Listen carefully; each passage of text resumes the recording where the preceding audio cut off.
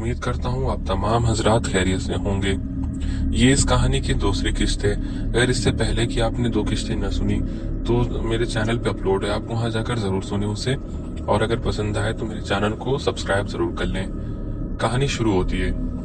अर्शी ने कहा, रात 2 बजे? वो कोई और भी तो हो सकता है। तुम इतनी यकीन से कैसे कह सकती हो कि वो नवीद था? यकीन तो हमें भी नहीं था, लेकिन सुबह फिरोज कुएं के पास नवीद की शनाख्ती कार्ड देखा था और फौरन शहर उसकी खबर लेने के लिए राब्ता किया तो नवीद ने खुद इकरार किया कि वो रात कुएं पर गया था। अच्छा, अर्शी ने सोचते हुए कहा। अब तुम तो जानती ही हो अर्शी कि पुराने कुएं के करीब तो रात को जानवर भी न भटकते हैं, क्योंकि वहां जिन भूत घूमते फिरते रहते हैं। नवीद तो हकीकत जानता भी था। अभी शाहिदा बोल ही रही थी कि इतने में उसकी अम्मी ने आवाज दी, शाहिदा जरा इधर सुनना। और शाहिदा हाँ बोलकर चली गई, जबकि अर्शी कुछ सोचने लगी। अच्छा तो ये मसला है, अर्शी ने खुद से कहा और साथ ही कांप कर रह गई, क्योंकि पुराने कुएं का ख्याल आते ही रोंगटे खड़े हो जाते थे। पुराना कुआं गांव के एक तरफ वाक़ था, जिसके किनारे पर बरगद का एक पुराना दरख्त खड़ा था। हिंदुओं के जमाने में यहाँ औरतें आकर पूजा पाठ किया करती थीं और अपने हीरे जवाहरात कुएं में गिराया दिया करती थीं। वह दरख्त को अपना भगवान मानती थीं और शुक्राने के तौर पे अपने जेवरात कुएं में फेंक दिया करती थीं। बाद के लोगों ने कुएं की गहराई में सोने की तलाश की, लेकिन हैरत अंगेज तरीके से कुएं में कोई भी सोना या जवाहरात नहीं मिले। कुएं को खत्म करके यहाँ आबादी करने के बारे में सोचा गया। उस मकसद के लिए एक जमींदार ने पहले बरगद के दरख्त को काटने के लिए मजदूर वगैरह बुलाए, लेकिन जैसे ही आरा दरख्त के तने पर चलाया जाता वहां से खून निकल आता, जिसे देखकर मजदूर डर गए और दरख्त काटने से इनकार कर दिया। कुएं को बंद करने के लिए उसमें मिट्टी भर दिया गया, लेकिन दूसरे दिन कुएं की मिट्टी के बजाय जहरीले कीड़े भरे हुए मिले, जो आनन फानन रेंगते हुए गरीब आबादी में घुस गए और हर घर में इतनी बीमारियां फैली, आए दिन किसी न किसी की मौत होने लगी। यह सूरत हाल देखकर जमींदार ने कुएं और दरख्त को उसी की हालत में छोड़ दिया और उसके बाद उस जगह को पुरस्कार और आसिफ ज़दा समझा जाने लगा। वहां रात को कई दफा गांव के लोगों ने अजीब खलकत और मखलूक देखे हैं। गांव का कोई कुत्ता भी अगर रात को कुएं के किनारे सोता तो सुबह मुर्दा मिलता था, इसलिए कुएं की दहशत मजीद बढ़ गई थी। वहां से अक्सर औरतों की हंसने की आवाजें सुनाई देती थीं।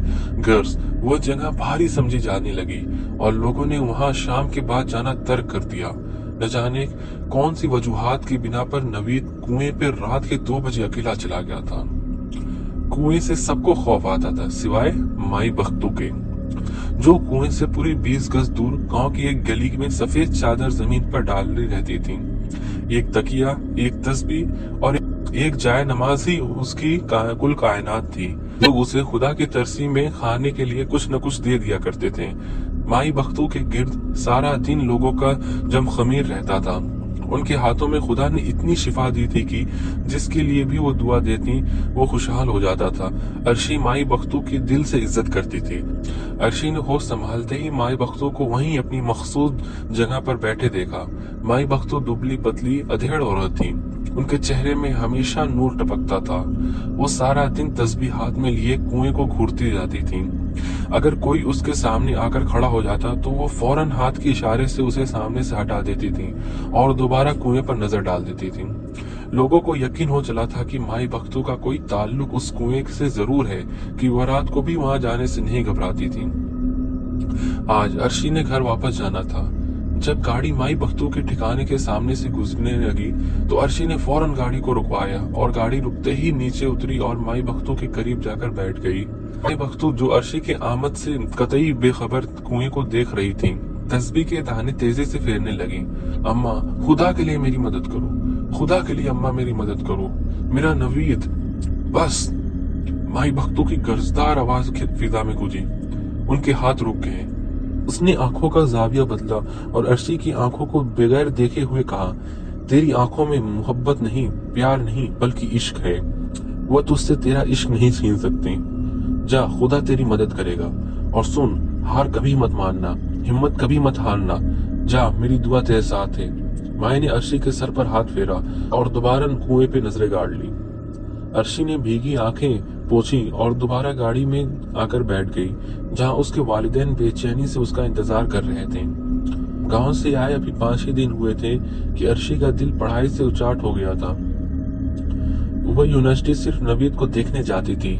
नवीद ने खुद भी पढ़ाई छोड़ दी थी। अब वह शाज व नादिर ही यूनिवर्सिटी में नजर आता था। अर्शी ने कुछ ही दिनों के बाद यूनिवर्सिटी जाना बिल्कुल खत्म कर दिया। वह सारा दिन कमरे में घुसकर खुदा से दुआएं करती रहती थी। उसके कमरे में जरूरत की अशिया के अलावा कुरान शरीफ, जाए नमाज, तस्बीह जरूर मौजूद रहती थी। अर्शी ने अपने कमरे से टीवी, वीसीआर और टेप रिकॉर्डर वगैरह भी बाहर निकाल दिए थे और कमरा सादगी से सजाया गया था। उसने अपनी एक अलग थलग दुनिया बसा ली थी, जिसका मकसद सिर्फ और सिर्फ नवीद को हुसूल था।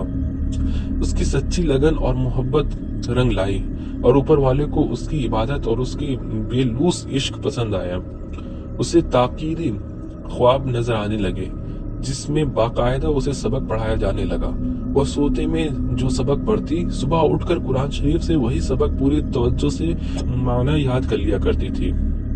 उसी तरह करते करते उसने तकरीबन पूरा कुरान हिफ्ज कर लिया। उसे उस दुनिया की कोई खबर न थी कि रोजमर्रा की जिंदगी में उसकी दुनिया में क्या तब्दीलियां हो रही हैं। हाँ, अलबत्ता नवीद की पूरी खबर रखती थी, कैसा है, कहाँ है और किस हाल में है। उसे नवीद की परेशानी के बारे में इल्म हो चुका था और अब वो उस परेशानी को दूर करने की सदबाब कोशिश कर रही थी। अर्शी को उसके मकसद से बाज रखने के लिए कई अंधी ताकतों ने उसे नुकसान पहुंचाने की भी कोशिश की, लेकिन अर्शी ऐसी मजबूत चट्टान बन चुकी थी जिसके सीने में कुरान पाक मुनव्वर था और जिसकी रोशनी के आगे कोई जाहिरी और गैबी बला टिक नहीं सकती थी। दूसरी बड़ी वजह माई बख्तों की दुआ थी, जिसकी तुफैल वो हमेशा साबित कदम रही। अर्शी की हालत देखकर वाकई इश्क की सच्चाई पर यकीन हो जाता था। वो अर्शी जिसने दुनिया छोड़ दी, तालीम छोड़ दी, अपनों को छोड़ दिया, बस सिर्फ अपने खुदा से लौ लगा ली, अपनी ख्वाहिश को पूरा होने के लिए दुआएं करने लगी। अर्शी जान चुकी थी कि उसका मुकाबला किसी इंसान से नहीं है। तीसरी किश्त यही खत्म होती है। जल्द ही चौथी किश्त भी अपलोड कर दी जाएगी। आपसे गुजारिश है कि मेरे चैनल को सब्सक्राइब भी करें और अपने दोस्तों के साथ वीडियो को शेयर भी करें। फिर मिलते हैं अगली किश्त में, तब तक के लिए जज़ाकल्लाह खैर।